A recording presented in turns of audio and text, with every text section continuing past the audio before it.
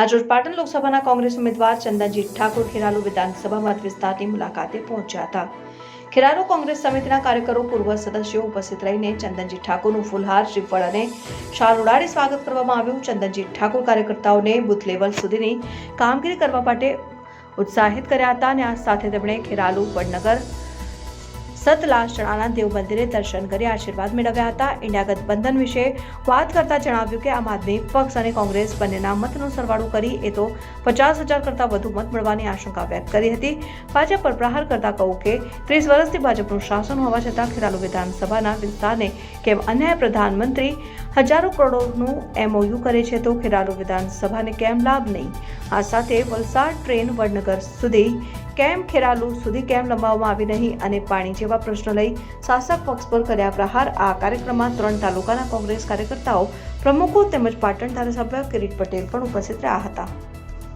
તો મવડી મંડળનો ખૂબ ખૂબ આભાર માનું તે લોકસભાના ઉમેદવાર તરીકે મારી પસંદગી ઉતારવામાં આવી છે, એટલે મવડી મંડળનો ખૂબ ખૂબ આભાર માનું છું। હું પાછલા 2 દિવસથી પ્રવાસ કરું છું। મેં પરમ કૃપાળુ પરમાત્માને સદારામ બાપા અમારા ગાદીપતિ છે ત્યાંથી મેં શરૂઆત કરી છે। કાંકરેજ વિધાનસભા ફર્યો, રાધનપુર વિધાનસભા ફર્યો, ચાણસ્મા વિધાનસભા ફર્યો, પાટણ વિધાનસભા, ગઈકાલે સિદ્ધપુર ને વડગામ વિધાનસભા। ખૂબ લોકોનો પ્રેમ ભાવ પ્રતિસાદ મળીનો છે। લોકો મને ઢોલ નગારા સાથે વધાવી રહ્યા છે। લોકોનો પ્રેમ ને ઉત્સાહ જોઈ અને મને પણ ઉત્સાહ એવો છે કે હું ખૂબ જંગી બહુમતીથી જીતીશ એવો મને આશા વ્યક્ત છે। ચંદ્રભાઈ, ઇન્ડિયા ગઠબંધનથી કેટલો ફાયદો થશે? आज क्या मुद्दा पर फोकस करिए?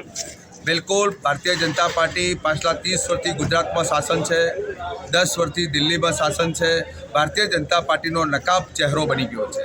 કામ કરવામાં નિષ્ફળતા, બેરોજગારીમાં નિષ્ફળતા, ખેડૂતોને પૂરતો ભાવપત્ર ભાવ પોષણ નહીં ભાવ આલવા, બેરોજગારોને રોજગારીનો મુદ્દો, ભાવ આજે તમે જો આસમાને પાંચ્યો।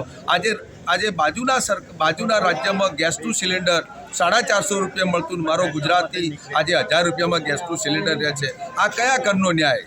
આજે સોનાનો ભાવ તમે જો 68-70 હજાર પહોંચ્યો। મારા ગામડાના ખેડૂતે દીકરીને વિવાહમાં કંઈ આલવું હોય તો શું આપે? તમે મોંઘવારીએ માજા મૂકી દીધી છે। ખેરાલુના અનેક પ્રકારના પ્રશ્નો છે, એને પણ હલ કરવા માટે હું પ્રશ્ન કરી। ચીમનાભાઈ તળાવમાં પાણી ભરવાનો જે ઇસ્યુ છે એને પણ આપણે આ ગામડા સુધી નહેર દ્વારા પાણી પહોંચાડવાનો જે ઇસ્યુ છે એને પણ હું મદદરૂપ કરીશ। અને જે રેલવેનો પ્રશ્ન છે, જે મેં સાંભળ્યું છે ત્યાં સુધી સતલાસણામાં લોકોને જે વળતર ચૂકવવામાં નહીં આવ્યું એ વળતર માટે લડત લડવામાં છે। અને તમામ ક્ષેત્રે હર સમાજના લોકોને સાથે રાખી અને જે કંઈ કરવાનું થતું છે એ સમાજ માટે લડીશ, ગામ માટે લડીશ, વિધાનસભા ખેરાલુની વિધાનસભા માટે લડતો રહીશ અને ન્યાય અપાવતો રહીશ। Thank you.